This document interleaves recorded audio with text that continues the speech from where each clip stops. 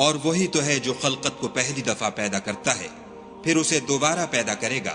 اور یہ اس کو بہت آسان ہے، اور آسمانوں اور زمین میں اس کی شان نہایت بلند ہے، اور وہ غالب حکمت والا ہے۔ وہ تمہارے لیے تمہارے ہی حال کی ایک مثال بیان فرماتا ہے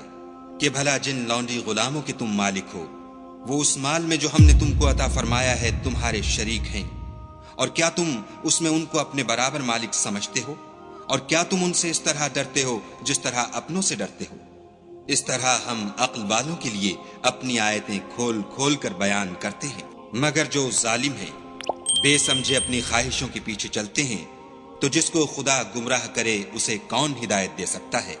اور ان کا کوئی مددگار نہیں۔ تو تم ایک طرف کے ہو کر دین خدا کے رستے پر سیدھا منہ کیے چلے جاؤ، اور خدا کی فطرت کو جس پر اس نے لوگوں کو پیدا کیا ہے اختیار کیے رہو۔ خدا کی بنائی ہوئی فطرت میں تغیر و تبدل نہیں ہو سکتا، یہی سیدھا دین ہے، لیکن اکثر لوگ نہیں جانتے۔ مومنوں، اسی خدا کی طرف رجوع کیے رہو اور اس سے ڈرتے رہو، اور نماز پڑھتے رہو، اور مشرکوں میں نہ ہونا، اور نہ ان لوگوں میں ہونا جنہوں نے اپنے دین کو ٹکڑے ٹکڑے کر دیا اور خود فرقے فرقے ہو گئے۔ سب فرقے اسی سے خوش ہیں جو ان کے پاس ہے، اور جب لوگوں کو تکلیف پہنچتی ہے تو اپنے پروردگار کو پکارتے اور اسی کی طرف رجوع ہوتے ہیں۔